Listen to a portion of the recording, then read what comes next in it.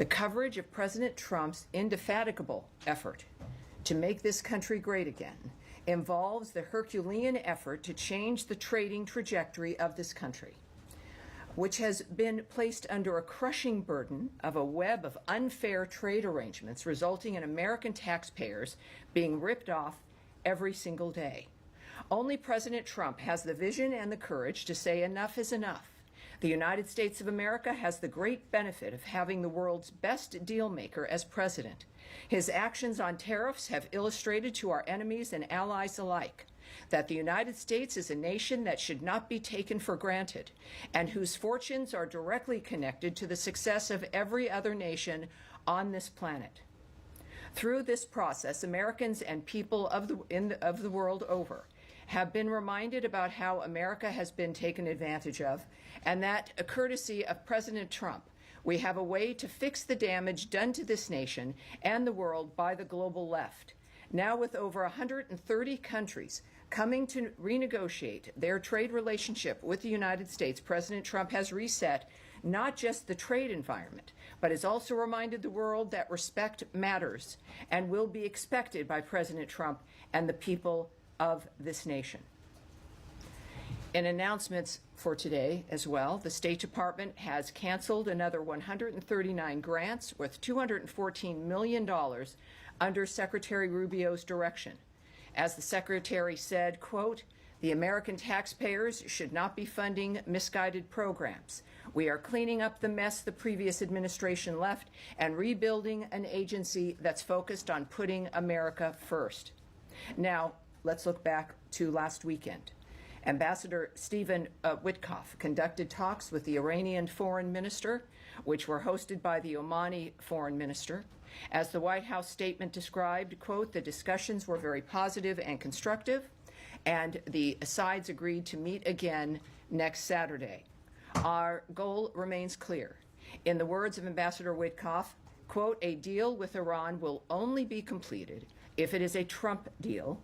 Any final arrangement must set a framework for peace, stability, and prosperity in the Middle East, meaning that Iran must stop and eliminate its nuclear enrichment and weaponization program. It is imperative for the world that we create a tough yet fair deal that will endure, and that is what President Trump has asked me to do." Also last weekend, Expo 2025 Osaka officially opened on Sunday in Osaka, Japan. The 31,000 square foot USA pavilion showcases American excellence, innovation, and leadership and reinforces our commitment to engagement in the Indo-Pacific and the U.S.-Japan bilateral relationship. Over the coming 6 months, the Expo looks forward to welcoming millions of visitors. Back here at home, Secretary Rubio joined President Trump in welcoming President Bukele to the United States yesterday. Since Secretary Rubio's visit to El Salvador, the United States has deported dangerous MS-13 and TDA gang members to El Salvador's prison. Because of this, our nation is safer and more secure. As Secretary Rubio said of President Trump and President Bukele, our hemisphere is lucky to have two leaders who are totally aligned in their commitment to law and order. Last, in non-foreign policy news, I want to applaud the Trump administration's FDA on their plan to phase out various animal testing requirements. As the FDA said in their announcement, quote, "The new approach is designed to improve drug safety and accelerate the evaluation process while reducing animal experimentation, lowering research and developmental costs, and ultimately lowering drug prices." Bravo. That's my topper. All right, now to your questions, sir, Mr. Matt Lee, the AP. Thank you, Tammy. Yes. I just wanted just a point of clarification. You said that only President Trump can undo the damage done to the world, the nation and the world by the global left.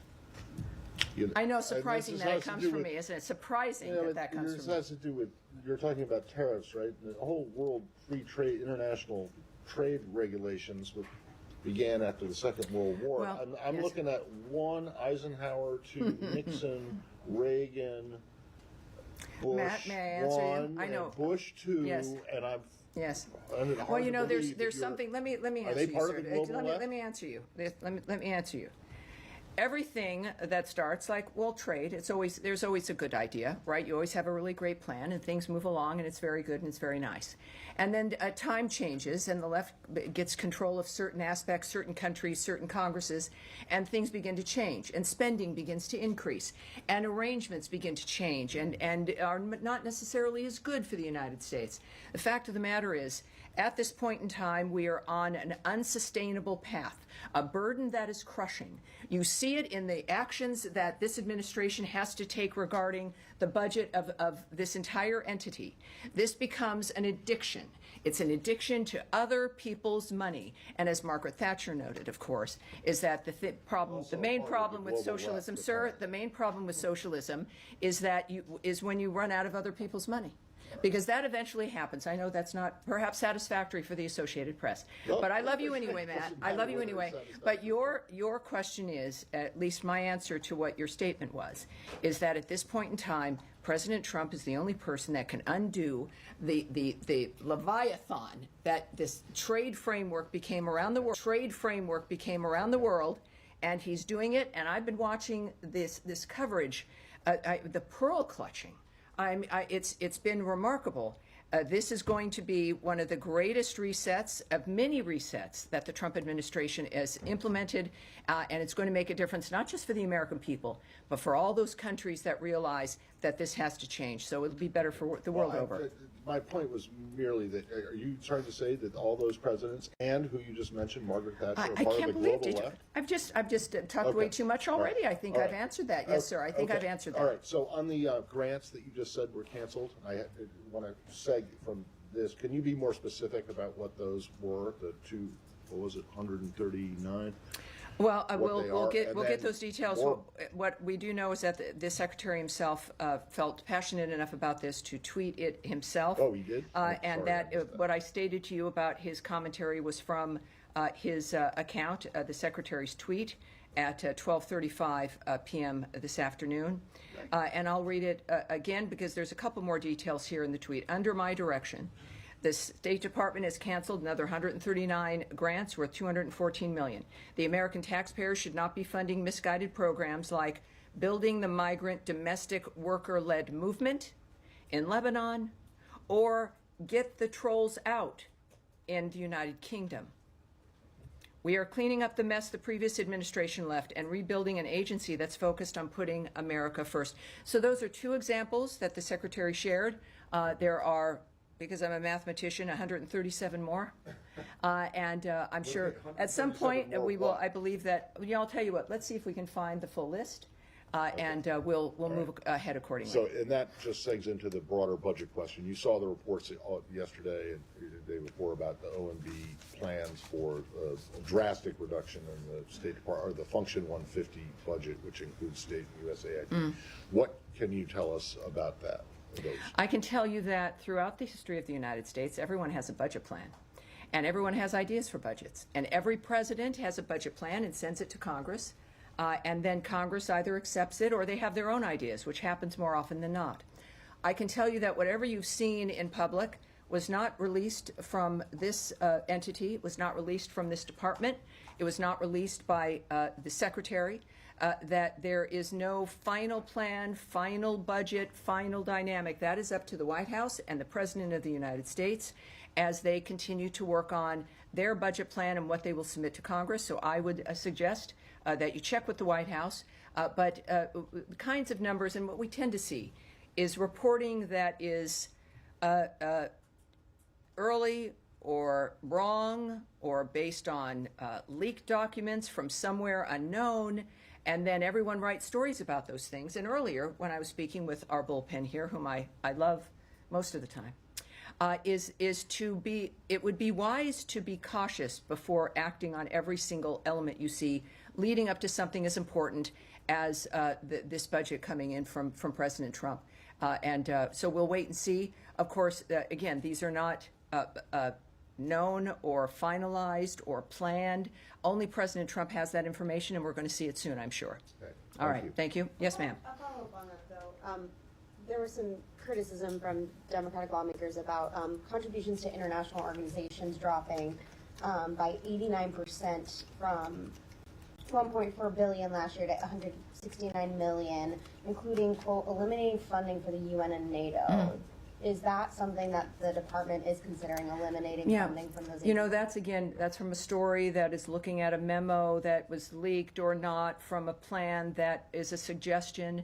What I can tell you, though, is it really makes me concerned when I see the word eliminate. I traveled to NATO for that summit with the secretary.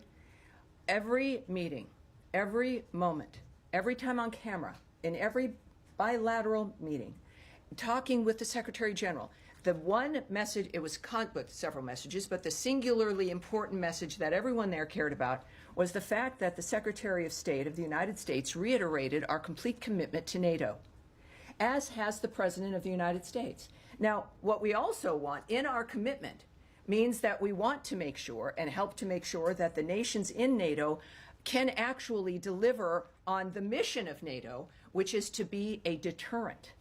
It is not to help with wars or to help fight them or to fund them or to make it a little bit better as the wars are going on.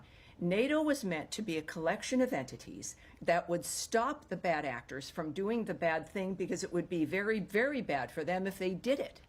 And at this point, clearly, we've got nations that have got to ramp up, share the burden, increase their defense spending, not because we're meanies, but because we are committed to NATO.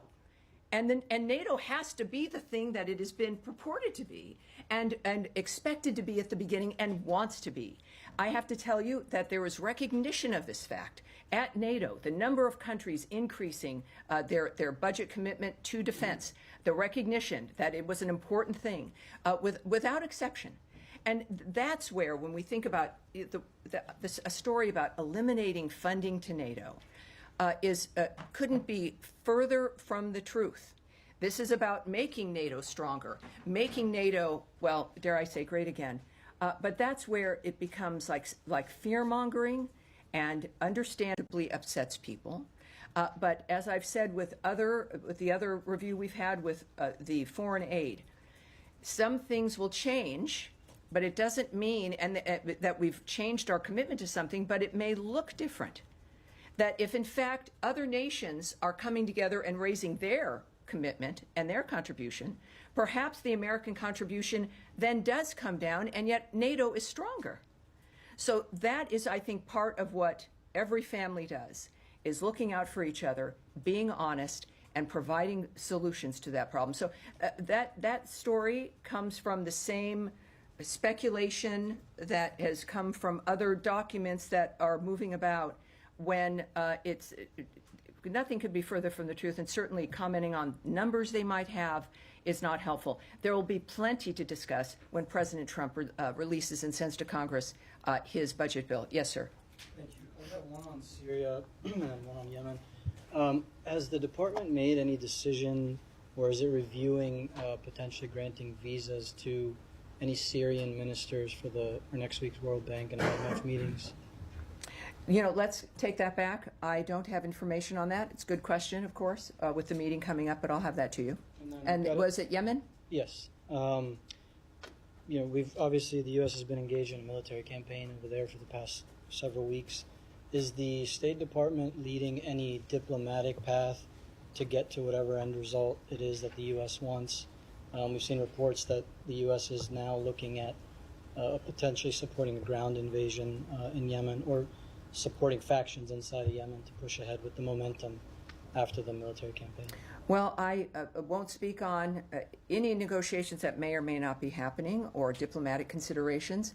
I think many people have seen the reports regarding actions that may or may not be happening on the ground in Yemen as the Houthis' ability to resist is degraded.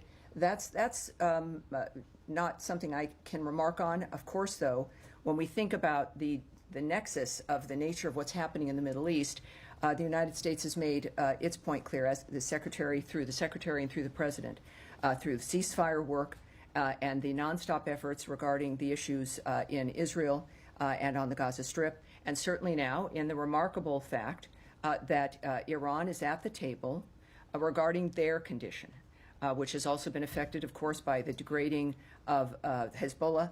Certainly, the disaster that Hamas has brought that region, including Iran. So when we think about the ceasefire and making people's lives better, it certainly affects the entire region. And I think that's what we can all count on. Yes, ma'am.